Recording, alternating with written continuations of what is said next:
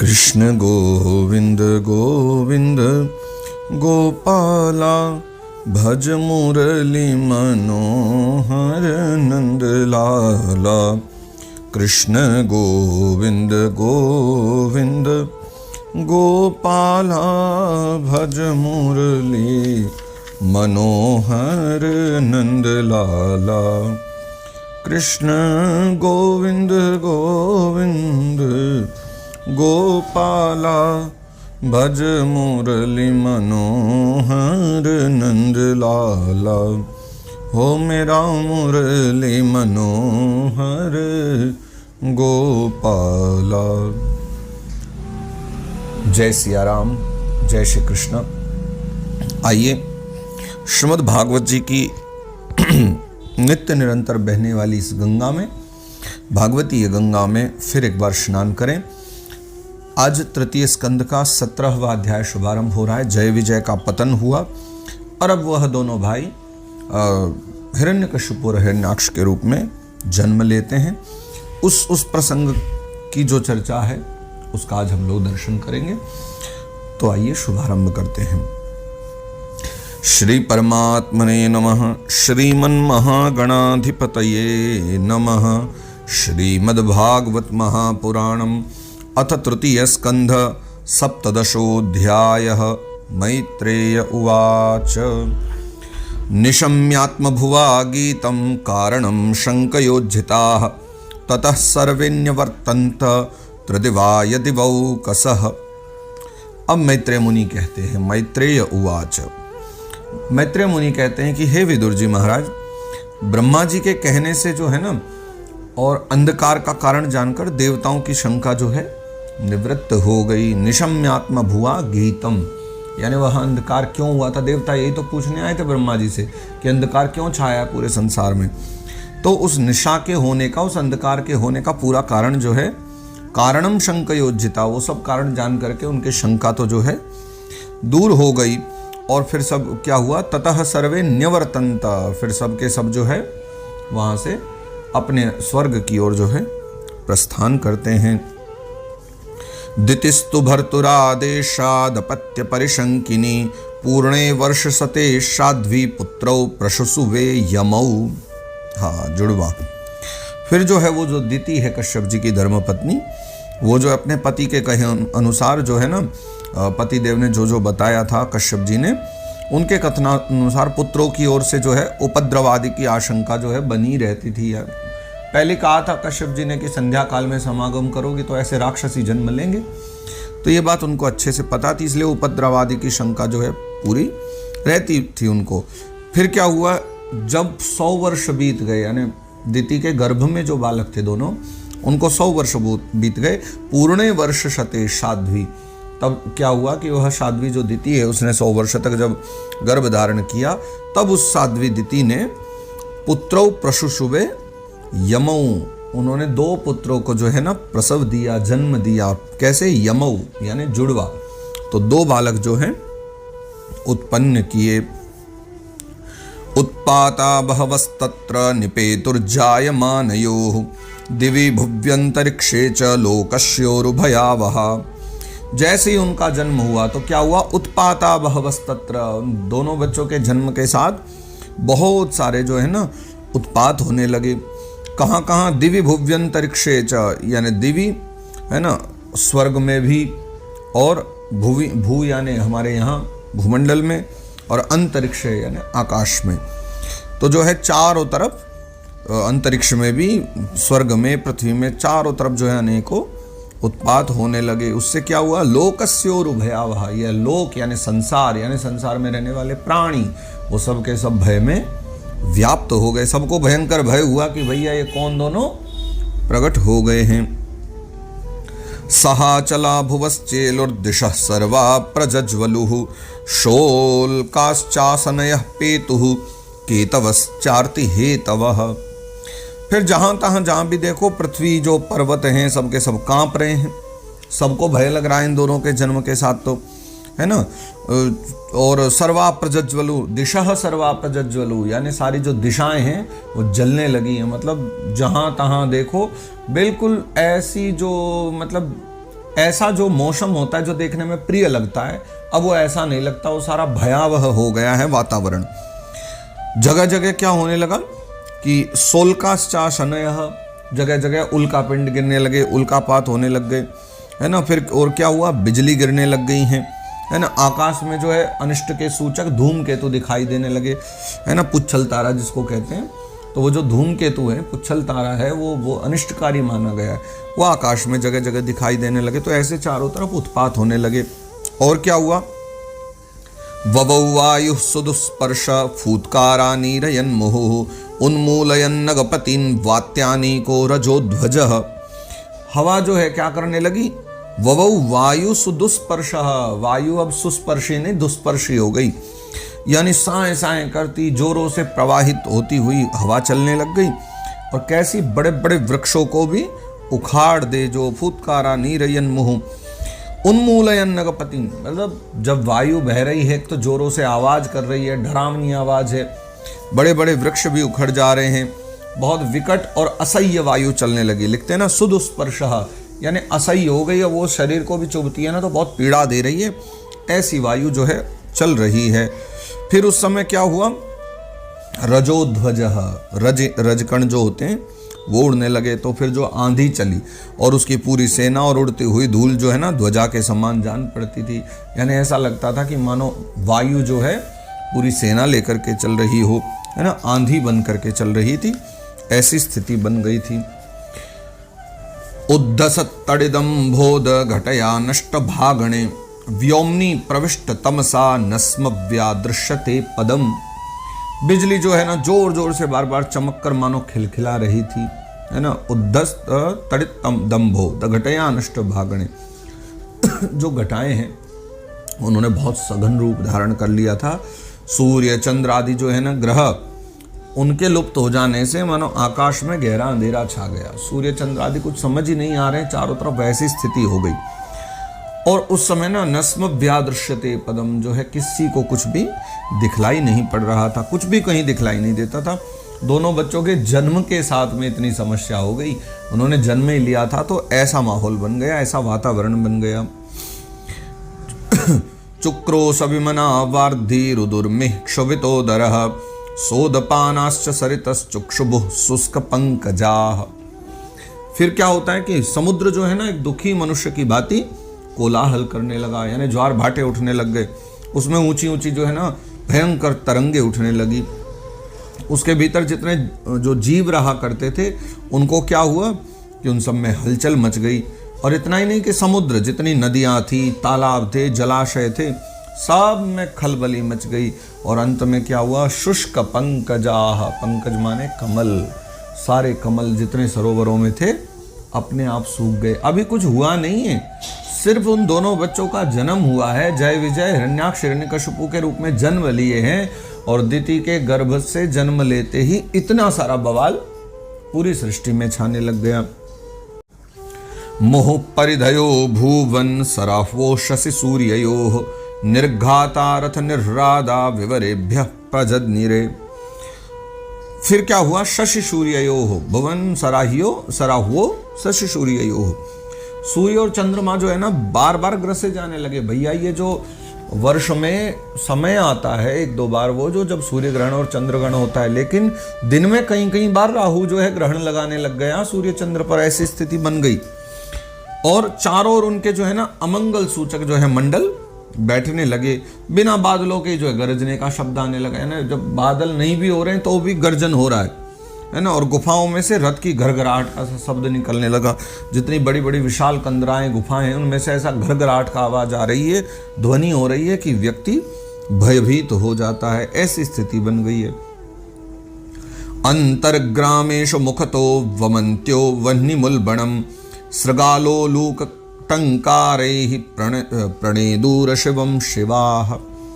जो गांव हैं उन गांव में क्या होने लगा, अंतर्ग्रामेषु मुखतो वमन्त्यो वह्निमुल्बणम् और सृगालो उलूक टंकारे प्रणेदूर शिवम शिवम।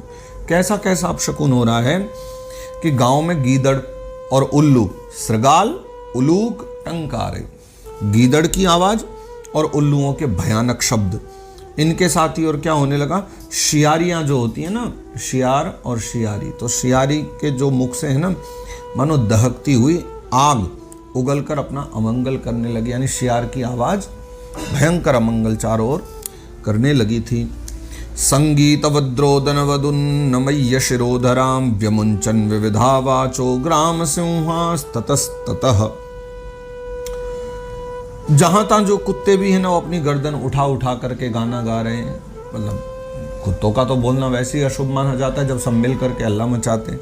कुत्ते भी जो कहीं रो रहे हैं, कहीं गाना गा रहे हैं, है ना, और भांति भांति के विविध प्रकार के जो है ना, जो है सबके सब आवाज करने लगे। ग्राम सिंहस्ततस्ततः, कुत्तों का संस्कृत नाम है ग्राम सिंह है। वैसे श्वान कहते हैं कुत्ते को, पर ये मेरे विचार से इसको विनोद में रखा गया एक नाम है विद्वानों के द्वारा। कुत्ते को ग्राम सिंह कहा जाता है, यानी गांव का शेर। तो गांव का तो शेर कुत्ता ही होता है, इसलिए वही शब्द दिया है, व्यमुंचन विविधा वाचो ग्राम सिंहास्ततस्ततः। तो वह जो कुत्ते हैं विविध प्रकार की वाणी बोलने लगे, विविध प्रकार के रो रहे हैं, बोल रहे हैं, ऐसा चल रहा है। मैत्रेय मुनि और कहते हैं, खराश्च कर्कशहि क्षत्तः खुरैर्घ्नन्तो धरातलम खारकार रभसा मत्ता पर्यधावन वरूथसः। हाँ विदुर जी, क्या हुआ, खराश्च कर्कशहि क्षत्तः, खर यानी गधा। तो जो है ना गधे जो हैं झुंड के झुंड अपने जो है वो कर्कश एकदम, और खुरैर्घ्नन्तो धरातलम, यानी क्या करने लगे, अपने खुरों के द्वारा, कठोर खुरों से पृथ्वी को बार बार खोदने लगे। और कर्कशई ही यानी अपनी जो है, जो वो रेकने की उनकी जो आवाज़ होती है, चिल्लाने की, उनका शब्द करते हुए और मतवाले होकर जो है ना इधर से उधर भाग रहे हैं। खारकार रबसा मत्ता, मत्त हो करके पर्यधावन वरूथसा, पर्यधावन यानी भाग रहे हैं, कहाँ, इधर से उधर भाग रहे हैं, उन्हें भी समझ नहीं आ रहा है कुछ भी। रुदन्तो रासभत्रस्ता नीड़ा दुदपतन खगाः घोषेरन्ये च पशवः शक्रन मूत्रम कुर्वत। विदुर जी महाराज, पक्षी जो है ना उन गधों के शब्द से डर करके रोते चिल्लाते अपने घोंसलों से उड़ने लगे। यानी नीड़ाद उदपतन खगाः, कब, रुदन्तो रासभस्तत्र। देखिए एक और नाम आया गधे का, पिछले श्लोक में आया था खर और अब आया है रासभ। रासभ नाम भी गधे का ही है। तो रुदन्तो रासभः तत्रा त्रस्ता, यानी त्रस्त हुए वह जो रासभ यानी गधे हैं, जब वो रुदन्तो रो रहे हैं तो उनकी आवाज सुन करके नीड़ाद, नीड़ यानी घोंसला, तो नीड़ाद उदपतन खगा, घोंसलों में बैठे हुए जो पक्षी हैं खग, सब के सब उदपतन, सब उड़ उड़ करके भागने लगे अपने अपने घोंसलों से। और घोषेरन्ये च पशवः शक्रन मूत्रम अकुर्वत, क्या स्थिति बन गई, अपनी खिरक में बंधे हुए जो पशु हैं या वन में चरते हुए जो गाय बैल आदि आदि जो पशु हैं, ये सब के सब जो है ना डर के मारे इतने भय से आक्रांत हो गए। घोषेरन्य, घोष यानी जो खिरक बोलते हैं ना, जिसको आप क्या बोलोगे, घोड़े बांधने की जगह अश्व, उसको बोलते हैं ना जहाँ घोड़े बंधे रहते हैं, अस्तबल। और अरण्य यानी जंगल, और गौशाला। तो घोष मतलब जहाँ पशु बांधे जाते हैं, चाहे वो गौशाला हो या अस्तबल हो, गजशाला हो, उन सब का एक जो मिक्स नाम है वो है घोष। तो घोष जितने भी हैं, और अरण्य तो यानी जंगलों में जो पशु थे, और जितने भी पशु घोष में बंधे हुए थे, वो सब क्या हुआ, शक्रन मूत्रम अकुर्वत, सब जो डर के मारे मलमूत्र त्याग करने लगे, यानी इतना ज्यादा भय सब में व्याप्त हो गया। गावोत्र सन्नसृग्दोहास्तो यदा पूयवर्षिणः व्यरुदन देवलिंगानि द्रुमाः पेतुर्विनानिलम्।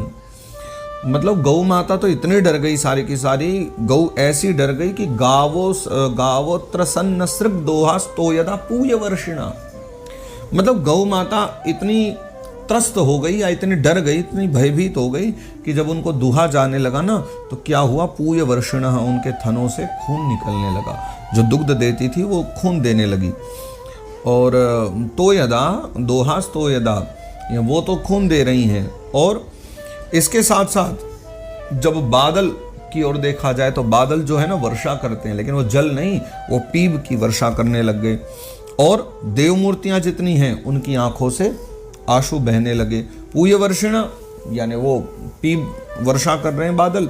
व्यरुदन देवलिंगानी, देवलिंगानी यानी देवताओं की जो मूर्ति हैं उन सब के जो है ना व्यरुदन, वो सब की सब रो रही हैं, उनकी आंखों से अश्रु निकल रहा है। और द्रुमा पेतुर बिना नीलम, यानी आंधी चली नहीं और बिना आंधी के वृक्ष जो है ना उखड़ उखड़ करके गिरने लगे।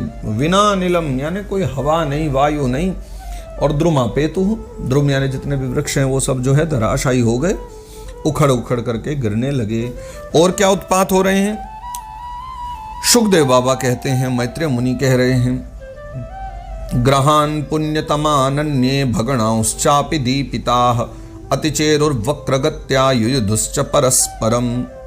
शनि, ग्रहान पुण्यतमानन्ये, ग्रहों के बारे में चर्चा करें। कौन से? शनि, राहु आदि जो क्रूर ग्रह हैं ना, ये सब प्रबल हो गए और प्रबल होकर चंद्र, बृहस्पति आदि आदि जितने सौम्य ग्रह हैं तथा बहुत से जो नक्षत्र हैं उनको लांग करके वक्र गति से चलने लगे। भगणाश्चापि दीपिता अतिचेरुर्वक्र गत्या, अतिचेरु मतलब सबको इन्होंने लांग दिया, नक्षत्र आदि को भी लांग दिया और वक्र गति से चलते हुए युयुधुश्च परस्परम, आपस में युद्ध करने लगे।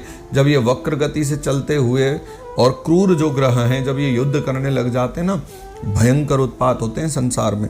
वही स्थिति आज बन गई है। दृष्टवान्यांश महोत्पाता न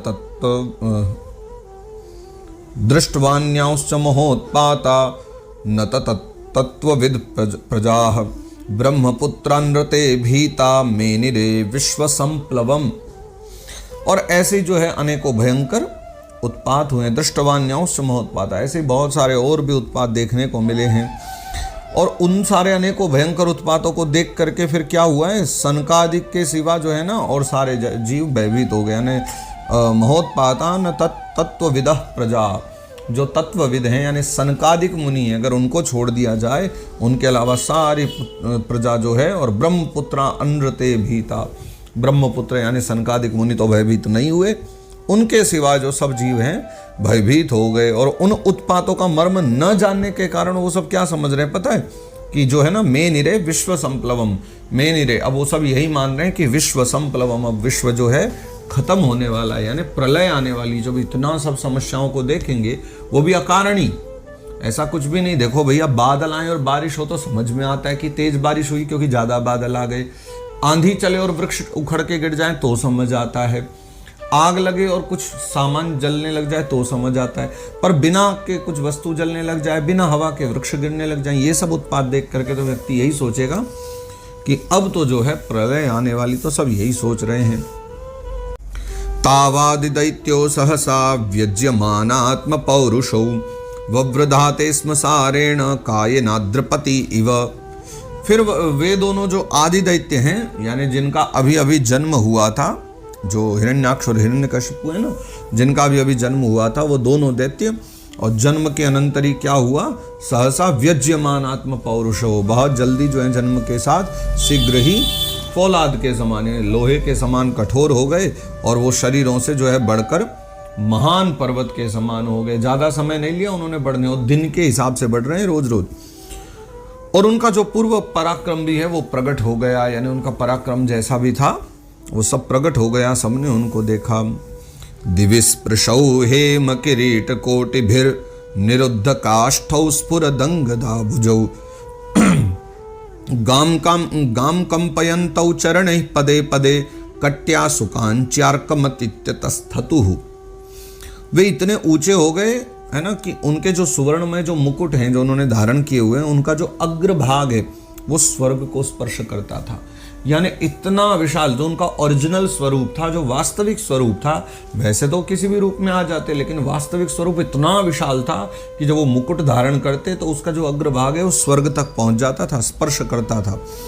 उनके जो विशाल शरीर है ना, उनसे तो मानो सारी दिशाएं आच्छादित होती थी, जहां चले जाएं ये लगता बस वही वही दिखाई पड़ते थे, इतना विशाल शरीर था।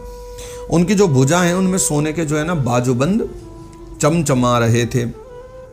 और हाँ, पृथ्वी पर जो वे एक एक कदम आगे रखते थे ना, गाम कंपयन्तौ चरणे पदे चरणौ पदे पदे, जब जब उनके चरण आगे आगे बढ़ते थे, एक एक चरण बढ़ता था तो ऐसा लगता था भूकंप आ रहा है, पृथ्वी डगमगाने लग जाती थी। और जब वे खड़े हो जाते थे तो उनकी जगमगाती और चमकीली जो करधनी है, उससे सुशोभित उनकी जो कमर है, अपने प्रकाश से मानो सूर्य को भी मात दे रही थी, ऐसा प्रकाश उसमें से निकलता रहता था। प्रजापतिर्नाम तयोरकार्षीद् यः प्राक्स्वदेहाद्यमयोरजायत तं वै हिरण्यकशिपुं विदुः प्रजा यं तं हिरण्याक्षमसूतसाग्रतः। और अब दोनों बच्चों का जो है नामकरण होता है, नामकरण किया गया है इस श्लोक में, 18वें श्लोक में। वे दोनों यमज थे, है ना, अयोरजायत, क्योंकि वो दोनों यमज थे यानी जुड़वा थे, एक साथ प्रकट हुए थे। तो प्रजापति कश्यप जी हैं जो प्रजापतिर नाम तयोरकार्षित, तो प्रजापति कश्यप जी ने दोनों का नामकरण किया था। तो यह प्राक स्वदेहाद्य मयोरजायत, यानी जो कश्यप जी के बल के, वीर्य के द्वारा, तेज के द्वारा दिति के गर्भ में पहले जो बालक स्थापित हुआ था उसका नाम उन्होंने हिरण्यकशिपु रखा। यानी ये हिरण्यकशिपु जो प्रहलाद के पिता हैं वो बड़े हैं और हिरण्याक्ष छोटा है। तो तम वै हिरण्यकशिपुम विदुः प्रजा, तो प्रजा ने उसको हिरण्यकशिपु माना क्योंकि उसका नाम उन्होंने हिरण्यकशिपु रखा। और यम तम हिरण्याक्षम असूत साग्रतः, और दिति के उदर से फिर जो है वो दूसरा जो बालक उत्पन्न हुआ वह जो है हिरण्याक्ष के नाम से प्रसिद्ध हुआ है, उसका नाम उन्होंने हिरण्याक्ष रखा है। चक्रे हिरण्यकशिपुर्दौर्भ्यां ब्रह्मवरेण च वशेषपालं लोकं स्त्री नकुतो मृत्युरुद्धतः। फिर हिरण्यकशिपु जो है ना वो ब्रह्मा जी की साधना उसने करी, तो ब्रह्मा जी के जो है ब्रह्मवरेण च, यानी अब ज़्यादा यहाँ तपस्या का वर्णन अभी नहीं किया, वो सीधा सीधा ही लिखते हैं ब्रह्मवरेण च, यानी हिरण्यकशिपु जो है ब्रह्मा जी के वर से मृत्यु भय से जो है मुक्त हो गया था। इस कारण से जो है बड़ा ही उद्धत हो गया, यानी बड़ा दुष्ट प्रवृत्ति का होने जा रहा है, उद्दंड होने जा रहा है। उसने अपनी भुजाओं के बल से सारे लोकपालों सहित जो है तीनों लोगों को अपने वश में कर लिया, सब जो है उसके वश में हो गया था। आगे कहते हैं हिरण्याक्षोऽनुजस्तस्य प्रियः प्रीतिकृदन्वहं गदापाणिर्दिवं यातो युयुत्सुर मृगयन् रणम्। और वह अपने छोटे भाई हिरण्याक्ष को जो है बहुत चाहता था। हिरण्याक्षो अनुजस्तस्य, हिरण्याक्ष जो है उसका अनुज था यानी छोटा भाई था, उसको वो जो है ना प्रियः प्रीतिकृदन्वहं, उसको बहुत प्रेम करता था। और क्या करता था, सदा सदा जो है ना वह जो है छोटा हिरण्याक्ष वो भी सदा जो है अपने बड़े भाई के लिए प्रिय कार्य करता था, जो बड़ा भाई चाहता था वही करता था। तो क्या हुआ कि गदा पाणिर दिवम या तो युयुत्सुर मृगयन् रणम्, एक दिन जो है हिरण्याक्ष ने हाथ में ली गदा और युद्ध का अवसर ढूंढता हुआ सीधा स्वर्गलोक में पहुंच गया। और तो किसी की हिम्मत नहीं थी उनके सामने आने की भी, तो बस एक दिन उसका मन हुआ और हिरण्याक्ष हाथ में गदा लेकर के सीधा स्वर्ग ही पहुंच गया कि आज तो वहीं अपना रण बनाया जाए, उनसे ही युद्ध किया जाए। तम वीक्ष्य दुस्सहजवं रणत कांचन नूपुरम वैजयंत्यास्रजा जुष्ट मौशन्यस्त महागदम। उसका वेग असह्य था। तम वीक्ष्य दुस्सहजवम, उसका वेग इतना असह्य था कि उसे कोई रोक नहीं सकता था। और रणत कांचन नूपुरम, उसके पैरों में जो है ना सोने के नूपुर बंधे हुए थे जिनसे झनकार हो रही थी। और वैजयंत्यास्रजा जुष्ट मसन्यस्त महागदम, गले में जो है ना उसने जो विजय की सूचक थी एक ऐसी माला धारण की हुई थी। और महागदम, एक गदा लेकर के कांधे पर धर करके वो गदा और तब चले जा रहा था, ऐसा उसका वर्णन किया है। इस प्रकार से वो चले जा रहा है। मनोवीर्यवरोत्सिक्त मश्रण्य मकुतो भयम भीता निलिल्लिरे देवास्तार्क्षत्रस्ता इवाहयः। उसके मनोबल को देख करके कि भैया देखो यहाँ इतने देवता हैं बलशाली और फिर भी अकेला ही दौड़े चले आ रहा है भयंकर वेग से, तो उसके मनोबल को देखकर, शारीरिक बल को देखकर जो है ब्रह्मा जी के वर ने उसे मतवाला कर रखा था। मतलब उसे पता था कि मेरे पास यह विजय श्री की माला है, मेरा असह्य वेग है, ये सब बातें उसे पता थी क्योंकि ब्रह्मा जी ने उसको वर दिया हुआ था। तो ब्रह्मा जी के वर से एकदम मतवाला वो हो चुका था और इसीलिए न उसे किसी का भय था, निरंकुश बिल्कुल हो चुका था वो, है ना, किसी प्रकार का किसी से उसको भय नहीं था, बिल्कुल निर्भय था। तो हुआ क्या, देवास्तार्क्षत्रस्ता इवाहय, देवताओं ने जब उसे आता हुआ देखा ना तो सारे देवता लोग डर के मारे इधर उधर जा करके जहाँ तहाँ जो है छिपने लग गए। कैसे छिपने लग गए कि भैया जैसे सर्प जो है ना गरुड़ जी को देख करके छप जाया करते हैं, लिखते हैं ना देवास्तार्क्षत्रस्ता इवाहयः, यानी जैसे जैसे सर्प जब आते देखते हैं ना गरुड़ जी को तो कैसे भय में पड़ जाते हैं, उसी तरह सब के सब देवतागणों से देख करके मारे डर के इधर से उधर भागने लगे। सवैति रोहितान दृष्ट्वा महसास्वेन दैत्यराट शेन्द्रान देवगणान क्षीवान अपश्यन व्यनदद्भृशम। दैत्यराज जो हिरण्याक्ष है उन्होंने जब देखा कि मेरे तेज के सामने, दृष्टवा देखता है वो क्या कि महसास्वेन दैत्यराट, वह देखता है कि मेरे भय के कारण, मेरे तेज के सामने बड़े बड़े जो इंद्रादि भी गर्वीले देवता हैं वो सब के सब छिप गए हैं। तब वो क्या करने लगा कि तब उसने अपने सामने नहीं देखा ना किसी को, तो बार बार जो है ना भयंकर गर्जना करने लगा कि अरे आओ, तुम कहाँ छिप गए सब भीरो, सबके सब बाहर निकलो, कहाँ छिप करके बैठे हो। ततो निवृत्तः क्रीडिष्यन् गंभीरं भीमनिश्वनं विजगाहे महासत्वो वार्धिं मत्त इव द्विपः। फिर वो जो महाबली दैत्य है हिरण्याक्ष वहां से जो है लौट करके जल क्रीड़ा करने के लिए और मत वाले हाथी के समान गहरे समुद्र में भीतर घुस गया, जिसकी लहरों की बड़ी भयंकर गर्जना हो रही थी। यानी उसने युद्ध नहीं किया, स्वर्ग में जाके युद्ध करे किससे, सारे देवता तो पहले ही भयभीत हो गए, सब जा करके छुप गए इधर उधर, कोई सामने ही नहीं आया। तो फिर तो वो मत वाला होकर के सीधा समुद्र में घुस गया और वहीं जाकर के जो है जल क्रीड़ा करने लगा। तो जैसे उसने समुद्र में पैर रखा क्रीड़ा के लिए, फिर क्या हुआ, तस्मिन् प्रविष्टे वरुणस्य सैनिका यादो गणा सन्नधिय ससाध्वसा अहन्यमाना अपि तस्य वर्चसा प्रदर्शिता दूरतरम प्रदुद्रुवुः। जो ही उसने समुद्र में पैर रखा तो डर के मारे जो वरुण जी महाराज हैं, उनके जो सैनिक हैं और जलचर जीव हैं, सब के सब हकबका गए, सब चिंता में पड़ गए और किसी प्रकार की छेड़छाड़ न करने पर भी वे जो है उसकी धाक से घबरा करके दूर भाग गए। यानी कहा किसी से कुछ नहीं उसने, वो तो जल क्रीड़ा करने के लिए घुसा, लेकिन सब के सब जो है वहां से बहुत बहुत दूर भाग गए, कहीं हमको कुछ कर न दे। सवर्षपूगा नुदधौ महाबलश्चरन् महोर्मींश्वसनेरितान्मुहुः मौर्व्याभिजग्ने गदया विभावरी माँ से दिवांस्तात पुरीं प्रचेतसः।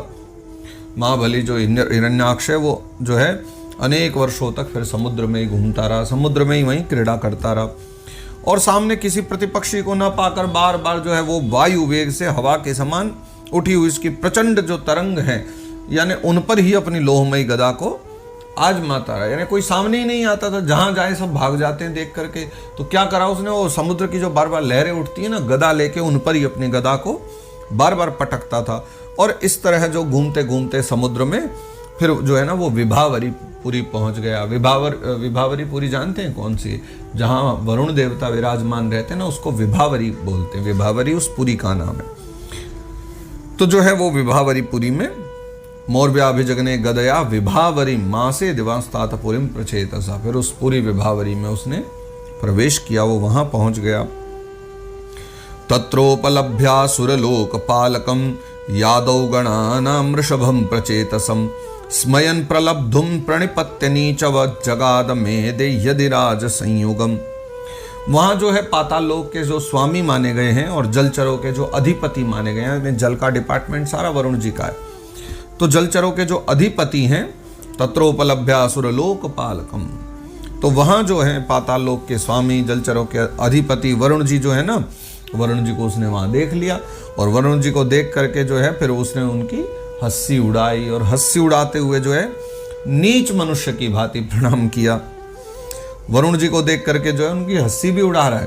और जैसे कोई नीच मनुष्य नहीं होता है, बहुत नीच मतलब जिसके कर्म बहुत गिरे हुए हो, संत बैठे हो तो मजाक में प्रणाम कर ले जा करके, ऐसे उनकी जो है हंसी उड़ाते हुए और प्रणाम किया और फिर बड़े मुस्कुराते हुए बड़े व्यंग के साथ जो है वो कहने लगा कि क्या कहने लगा, देयधिराज संयुगम, यानी हे महाराज मुझे युद्ध की भिक्षा दीजिए, महाराज मुझसे युद्ध कर लीजिए, क्योंकि उसे तो पता है कि मैं सबसे ज्यादा बलशाली हूँ, वरुण बेचारे कहाँ मुझ पर विजय पाएंगे। तो हंसी उड़ाते हुए कह रहा है, महाराज प्रणाम, महाराज मुझे भिक्षा दे दीजिए और भिक्षा में आपके साथ युद्ध दे दीजिए, मैं आपसे जो है युद्ध करना चाहता हूं। त्वं लोकपालोधिपतिर्बृहच्छ्रवा वीर्यापहो दुर्मद वीरमानिनाम विजित्य लोके खिल दैत्य दानवान यद्राज सूयेन पुरा यजत प्रभो। हे प्रभु आप तो लोकपाल माने गए हैं, लोकपालक हैं, राजा हैं, बहुत कीर्तिशाली हैं, बहुत कीर्ति है आपकी।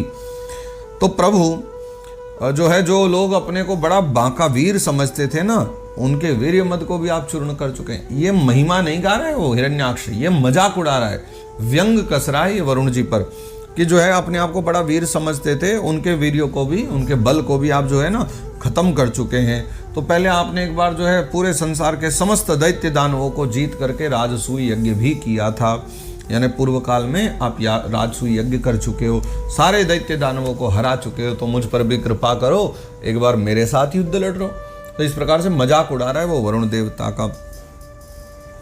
फिर क्या होता है कि स एव मुत्सिक्त मदेन विद्विषा दृढ़ं प्रलब्धो भगवान अपाम पति रोषम समुत्थम शमयन स्वया धिया व्यवोचदंगोपशमं गता वयम। देखो मदोन्मत्त और अहंकार में भरा हुआ जो शत्रु है, अब उस शत्रु ने इतना बुरा भला कहा, व्यंग कसा, उपास करा वरुण जी का, तो बहुत प्रकार से उपास उड़ाया। लेकिन उसके उपास करने से भी जो भगवान वरुण है ना, भगवान अपामपति, अपाम यानी जल, तो जो अपामपति भगवान वरुण है उनको क्रोध तो बहुत आया कि भैया जब वो उपास उड़ा रहा है, व्यंग कस रहा है, तो क्रोध तो आएगा ही।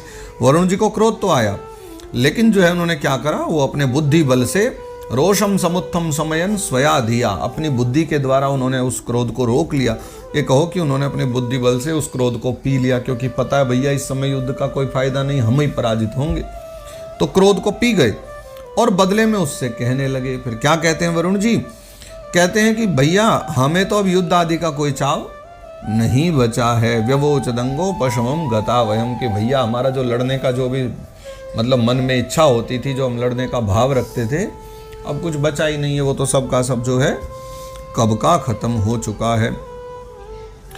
पश्यामि नान्यम पुरुषात् पुरातनात् यः संयुगे त्वां रणमार्ग कोविदम् आराधयिष्यत्यशुरर्षभे हितं मनस्विनोयम गृणते भवादृशाः। अब देखो चतुर भी बहुत हैं वरुण जी, देवता तो सब भाग भाग के छिप गए, वरुण जी भागे नहीं, है ना, वो तो अपना डिपार्टमेंट संभाले बैठे हैं गद्दी पे। तो इसने आकर के कहा कि महाराज वही दिखलाई पड़े, तो कहा कि महाराज आप ही भिक्षा दे दो, युद्ध की लड़ो। तो वरुण जी ने बड़ी शांति से कहा भैया हमको तो अब कोई चाह रही नहीं, वो तो राजसूय यज्ञ करना था, जब हम लड़ लिए जितना लड़ना था, अब लड़ने की इच्छा नहीं। लेकिन पश्यामि नान्यम पुरुषात् पुरातनात्, वह जो पुराण पुरुष हैं, सबसे प्राचीन हैं, यानी भगवान नारायण हैं, पश्यामि नान्यम पुरुषात्, उन पुरुष से, उन पुराण पुरुष के अन्य जो है हमें कोई नहीं दिखता, जो यह संयुगे त्वाम रण मार्ग कोविदम, जो रणकुशल वीर हैं तुम्हारे जैसे, उनको युद्ध में संतुष्ट कर सके। तो मुझे नहीं लगता, हमारी क्या मजाल भैया, एक पुराण पुरुष परमात्मा ही हैं जो तुम्हें युद्ध में संतुष्टि दे सकते हैं। तो हे दैत्यराज तुम जो है उन्हीं के पास चले जाओ, उन्हीं के पास जाकर के युद्ध की कामना करो, वही तुम्हारी जो कामना को पूरा करेंगे। और तुम जैसे वीर जो है ना उन्हीं का गुणगान किया करते हैं। हम भला कौन सा वीर हैं, हम तो सब छोड़ चुके हैं युद्ध आदि करना, तो तुम वहीं चले जाओ। तम वीर मारादभिपद्य विस्मय शयिष्यसे वीर शये स्वभिर्वृतः यस्त्वद् विधानामसतां प्रशान्तये रूपाणि धत्ते सदनुग्रहेच्छया। देखो वो जो भगवान है ना, तम वीरम, वह बड़े वीर हैं, है ना, उनके पास पहुंचते ही तुम्हारी सारी जो है ना शेखी पूरी हो जाएगी। शेखी मतलब तुम्हारी इच्छा जो है ना, तुम अपने आप को जो बड़ा वीर समझते हो, तो तुम्हारी सारी कामना वहां जाओगे तो पूरी हो जाएगी। तुम कुत्तों से घिर करके वीर शैया पर शयन करोगे। वरुण जी महाराज भी जो है उसकी महिमा भी गा रहे हैं और मानो व्यंग सा भी कस रहे हैं। तो तुम जो है कुत्तों से घिर करके वीर शैया पर शयन करोगे। वीर शैया किसे कहा गया पता है? मृत्यु शैया। वीरों की शैया मृत्यु की शैया है जो युद्ध के पश्चात मिलती है। तो वो कहते हैं उस पर शयन करोगे जब कुत्ते मंडराएंगे तुम्हारे चारों तरफ। तो इस प्रकार से यानी बोल भी रहेंगे, उन्हीं के पास जाओ, वही संभालेंगे तुम्हें, हमें कुछ नहीं करना। तो वे जो है ना, वो तुम जैसे दुष्टों को मारने के लिए और सत्पुरुषों पर कृपा करने के लिए अनेक प्रकार के रूप धारण किया करते हैं। यानी अब जो है उनका भीतर का क्रोध है वो थोड़ा थोड़ा बाहर आ रहा है, पर युद्ध तो कर नहीं सकते। तो बस भगवान की महिमा गा करके सारी बात कह रहे हैं कि जो है ना वो तुम जैसे दुष्टों को मारने के लिए प्रकट होते हैं और सत्पुरुष जितने भी हैं उन पर कृपा करने के लिए जो है वो प्रकट होते हैं, विविध अवतार धारण करते हैं, विविध प्रकार के रूप धारण करते हैं। तो ऐसी ऐसी कटु बात भी थोड़ी सी तो वरुण जी ने कह ही दी। अब आगे वो ये बात सुन करके क्या वरुण जी पर नाराज होता है या सीधा भगवान से लड़ने चल देता है, ये दर्शन करेंगे हम लोग 18वें अध्याय में। तो अगले अध्याय में चर्चा है और इसी के साथ यह जो 17वां अध्याय है ये यहाँ पर विश्राम लेता है। आज के सत्र को हम लोग भी यहीं विश्राम देंगे। देखिए अभी वृंदावन धाम में कथा भी चल रही है सुनरख में, तो नित्य प्रति वहाँ भी बहुत आनंद आ रहे हैं। तो शायद इसलिए हमारा गला थोड़ा सा अभी आज बैठ भी गया है, क्योंकि 4 दिवस हो गए, बड़े आनंद हम लोग कथा में ले रहे हैं। तो चलो जैसी प्रभु इच्छा, ये तो निरंतर हमारी यात्रा चलेगी और वो भी चलेगी। तो इसलिए आज हमने बैठ करके अब संध्या काल में 17वां अध्याय तो आज चर्चा कर ही लिए, जो 2-3 दिन में संपूर्ण आप तक श्रवण करने को, अगर आप अभी सुन रहे हैं मतलब अब ये विश्राम हो रहा है। तो आज के सत्र को हम यहीं रखेंगे, कल 18वां अध्याय शुभारंभ करेंगे। जय जय श्रीमद् भागवते महापुराणे पारमहंस्यां संहितायां तृतीय स्कंदे हिरण्याक्ष दिग्विजय सप्तदशोऽध्यायः। तो श्रीमद् भागवत महापुराण में परमहंस संहिता के तृतीय स्कंद में हिरण्याक्ष के दिग्विजय नाम से यह 17वां अध्याय गाया गया है। श्री कृष्णार्पणमस्तु, श्री कृष्णार्पणमस्तु, श्री कृष्णार्पणमस्तु। श्री गोवर्धन नाथ की जय। राधे राधे राधे गोविंद राधे, राधे राधे राधे गोविंद राधे, गोविंद राधे गोपाल राधे, गोविंद राधे गोपाल राधे। श्री राधे राधे राधे गोविंद राधे, राधे राधे राधे गोविंद राधे। श्री राधे राधे राधे। श्री वृषभानुनंदिनी की जय। श्री गोवर्धन नाथ की जय।